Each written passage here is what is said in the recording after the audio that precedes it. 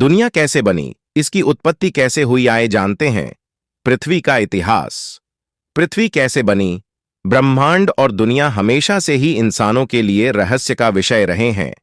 आज इतनी वैज्ञानिक प्रगति के बावजूद हमारी धरती पर कई ऐसे रहस्य मौजूद हैं जिनका पता लगाना वैज्ञानिकों के लिए भी लगभग नामुमकिन है।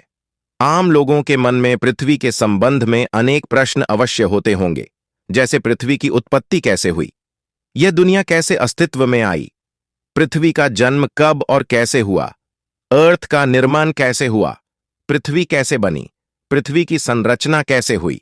इस तरह के सवालों का जवाब जानने के लिए हर कोई उत्सुक रहता है। कुछ धार्मिक मान्यताओं के अनुसार सृष्टि या पृथ्वी का निर्माण देवता या ईश्वर ने किया है। वहीं दुनिया की रचना को लेकर हिंदू, ईसाई और इस्लाम धर्म की मान्यताएं भी अलग अलग हैं। वहीं पृथ्वी की रचना को लेकर विज्ञान का नजरिया अलग है। वैज्ञानिकों का मानना है कि पृथ्वी आग का गोला थी जो सूर्य से निकली और समय के साथ ठंडी होती गई, जिसके बाद पृथ्वी पर जीवन की उत्पत्ति हुई।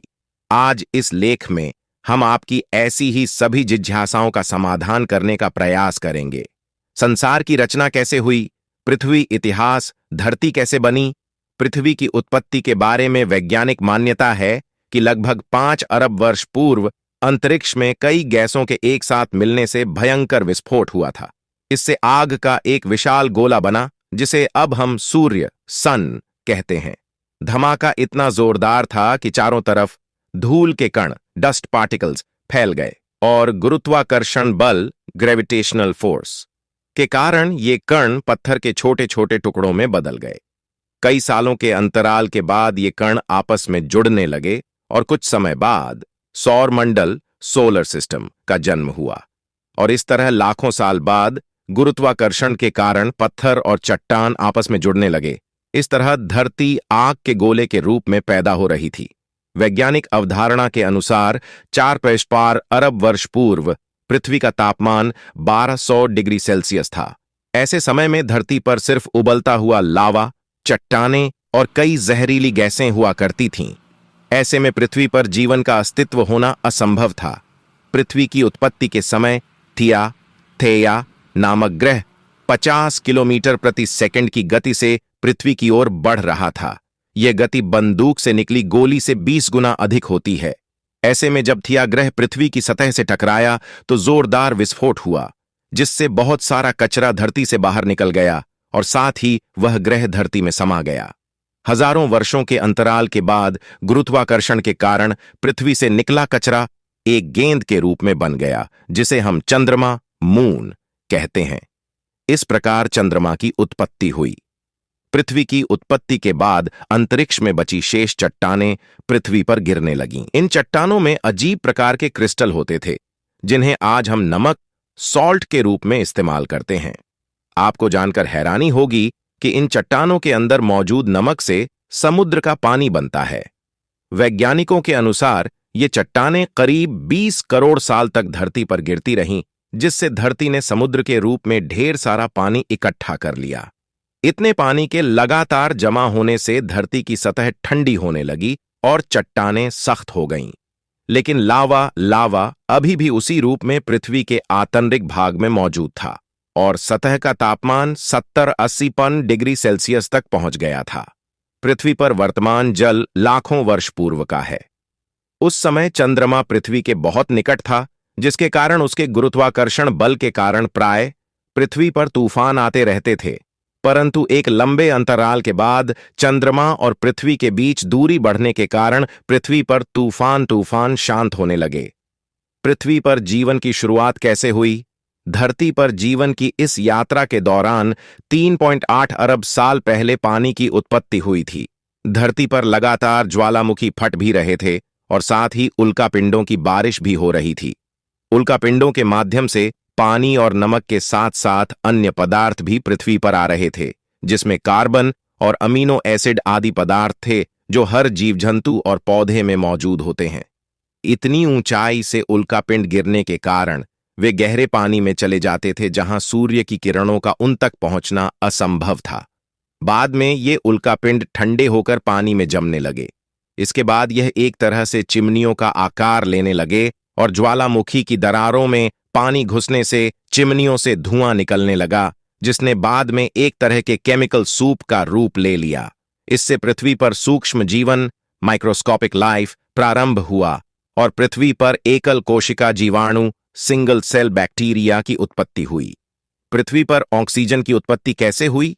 पृथ्वी की उत्पत्ति के समय जब समुद्र की निचली सतह पर पौधे और पत्तियां उग रही थीं और उन पर जीवित जीवाणु उत्पन्न हो रहे थे, वैज्ञानिक भाषा में इन्हें स्ट्रोमैटोलाइट कहते हैं।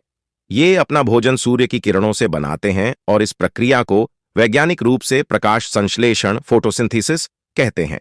प्रकाश संश्लेषण फोटोसिंथेसिस की प्रक्रिया में सूर्य का प्रकाश कार्बन डाइऑक्साइड और पानी को ग्लूकोज में परिवर्तित करता है।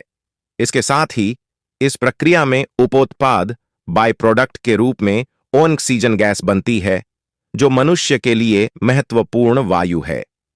एक लंबी प्रक्रिया के बाद महासागरों में ऑक्सीजन गैस भर गई और इससे पानी में मौजूद लोहे में जंग लगने लगी और इससे लोहे का अस्तित्व सामने आया।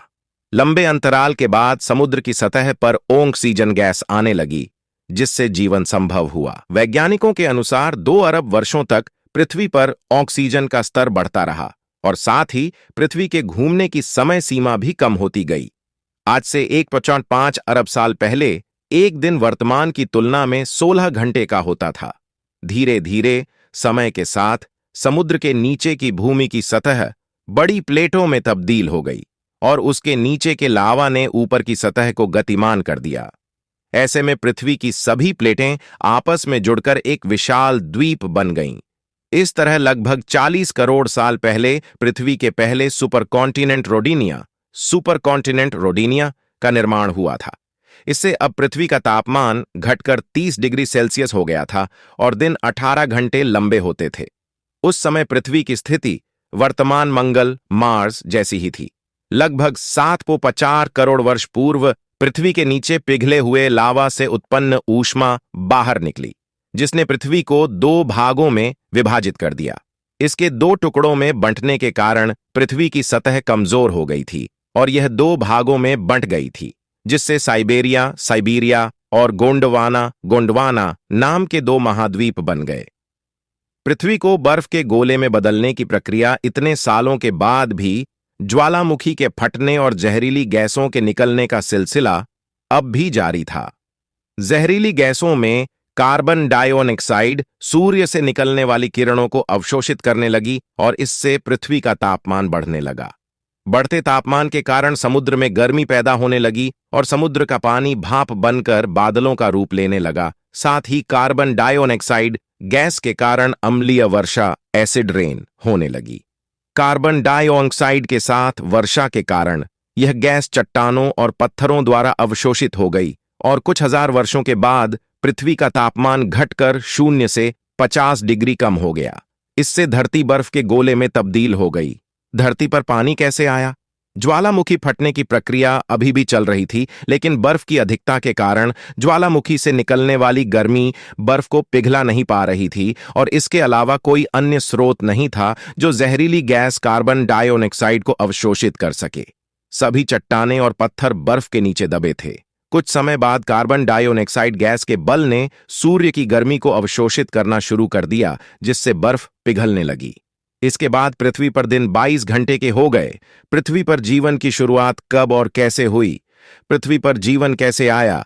बर्फ के लगातार पिघलने से सूर्य से निकलने वाली हानिकारक पराबैंगनी किरणें सीधे पृथ्वी पर पड़ रही थीं, जिससे एक रासायनिक अभिक्रिया शुरू हो गई और पानी से हाइड्रोजन पेरोक्साइड बनने लगा और उसके टूटने के बाद ऑक्सीजन बनने लगी।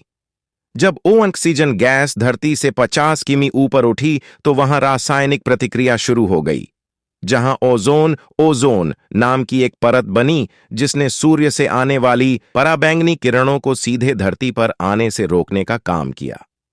अगले 15 करोड़ सालों तक इस गैस की परत बहुत मोटी होती चली गई और इधर पृथ्वी पर ऑक्सीजन गैस की मात्रा बढ़ने लगी, जिससे पेड़ पौधे अस्तित्व में आए।